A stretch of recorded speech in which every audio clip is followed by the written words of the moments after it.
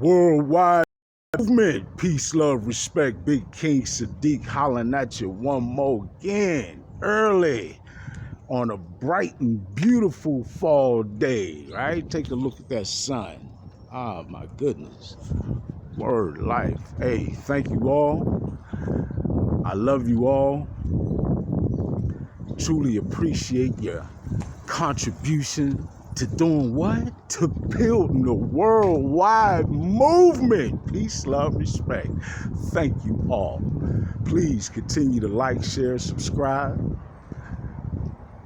Tell all the folks you know. Tell some folks you don't know, right? Man, check me out on all the platforms, the Twitter feed. Check out all my music on all the streaming services and on the SoundCloud. Please make sure you stay up on the community section on the channel. Really important. A lot of stuff on there that's not contained within the videos. Powerful stuff. Please check that out. And please always, excuse me right there, a little bit of traffic.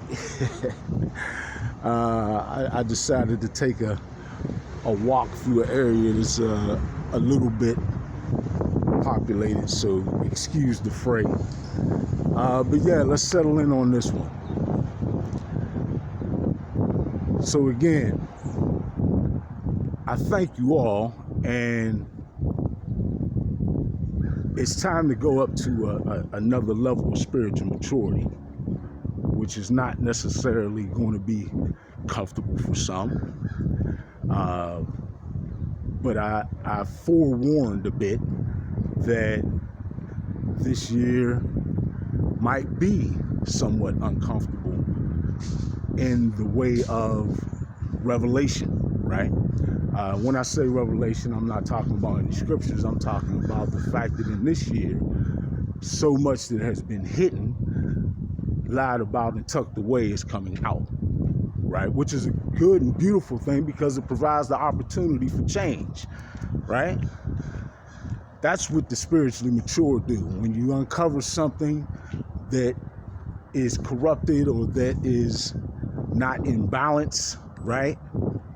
Or that is problematic, you change it. Huh? You don't whine about it. You don't complain about it. You change it. Complaining is essentially making loud enough noise for someone else to do the changing. Take the power within yourself, which is where it actually always is anyway, and make the change. No need for complaining. Folks, that's essentially the point of this, is that we're shrinking ourselves. We're making ourselves a lot smaller than what we actually are, which plays into the hands of the socioeconomic elite who've been running the planet for some thousands of years, right? Quite a long time. Not forever, but that's another video. But I do want to say this, and I'm going to direct this specifically to my wonderful geo-indigenous melanated population, or AKA black folks, right? We got to stop shrinking ourselves. That's the biggest play into the elite's hands, right? Is when you shrink yourself, when you submit, register, all those tricky little words in the English language. Look back into maritime law and get the real meanings of those phrases. But anyway,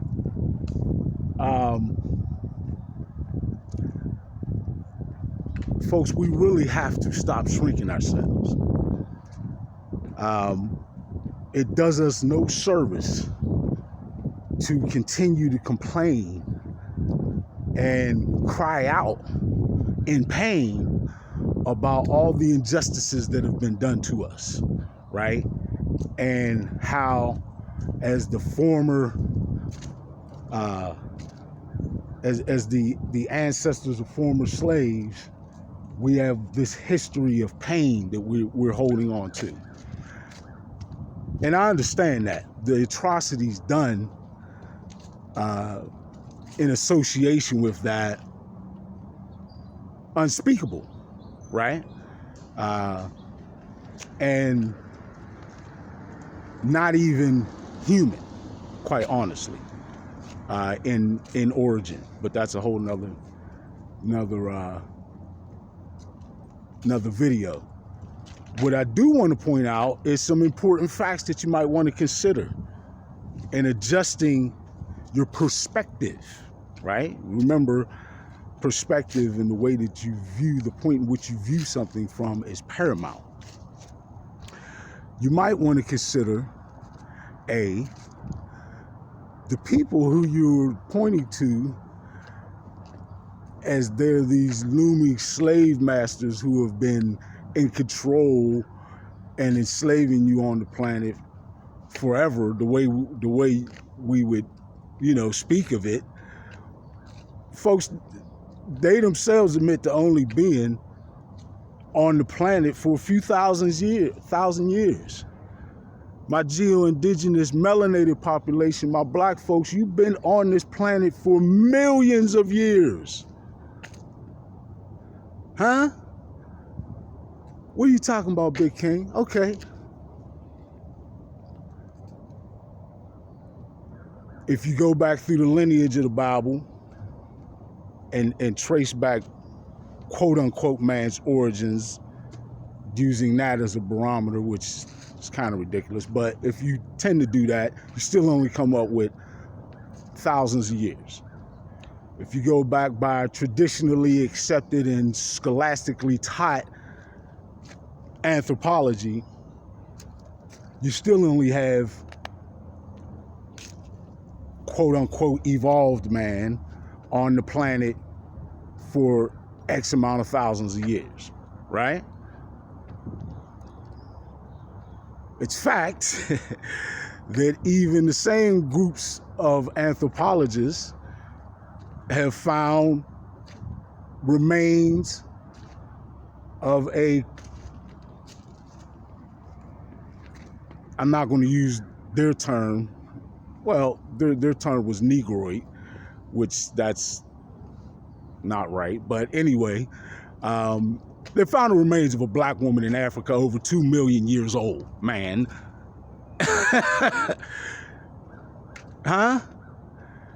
And I'm not the first to speak about this.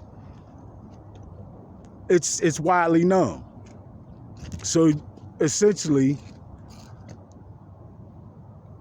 in a nutshell, folks, you've been on the planet for millions of years.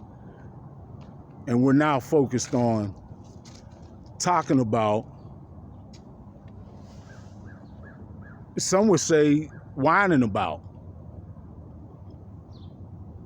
these folks and the atrocities that they've done and committed, which, again, none of it should be dismissed. Certainly lessons to be learned from. And yeah, that's a deep path right there. But we got to stop looking at that like that's the totality of our existence. Another news fact, another little flash for you here. Black people, quote unquote, which that, again, we know those terms, black and white, only got popularized and made of mass use in the 1500s. Right? Check on that for yourselves as well. But black people enslaved, quote unquote black people have enslaved, quote unquote white people far before any white person ever had the power to, position to, or opportunity to enslave anyone, including themselves, which they've done. Which we've done. You don't believe me? Check on it. Facts. Check into groups like the the Moors, right? Not trying to speak anything negative on the Moors, but they'll tell you themselves that white people were in bondage in harems and things of that nature. And you know, we know how slavery works. Slavery is nothing new on the planet. It's not, it hasn't been, it wasn't created in America. Facts. Okay? That's the truth of it. Beyond that, the biggest, and this is probably the most important part, right? Because this is where the big land, the biggest land stealing and usurping and well, it's straight theft. It's beyond that. It's beyond theft when you take into account the inhumane practices and things done to acquire the land, right? But one of the biggest facts that needs to be, the biggest misnomers that needs to be cleaned up, and it's starting to be, I'm not the only one speaking about this. There's a lot of folks in a powerful movement that's uncovering the fact that most of us are not the ancestors of slaves. Huh? That only makes up a portion of our population here. Most of us are direct descendants of the original inhabitants of this continent. Not just in South America, which that's been long discovered, but right here in North America, in the United States. This originally is our land. What about the Native Americans? Before the group that you refer to as the Native Americans were here, we were here. Folks, when you're talking about the geo-indigenous melanated population on the planet, I don't care if you in Indonesia, if you are in, where you at on the planet? Australia, if you're in South America, any civilization, any region of the planet where you start looking into heritage and going back historically through their artifacts and anthropological findings, you will see our faces. Anywhere on the planet, as far back as you go, anytime man has recorded any sort of human history, we're there. So as that, doesn't that kind of make us like, you know, the parent figures on the planet? So for us to continue to complain to and whine to folks who only been on this planet for a few thousand years when we've been here millions of years, and our civilization stretched back as far as time, isn't that a little bit of like the parents complaining to the children about the house being messed up? No, the parents got to wake up, get up out of bed, wake up. Notice I said that first. Wake up, get up out of bed, seize control of the household, and bring things back to natural order and have peace, love, and respect as it should be. That doesn't involve any form of violence. That violent way of child rearing is something that is part of the slave mentality. No, you don't need violence for that. We don't need violence for this to bring order back to the world.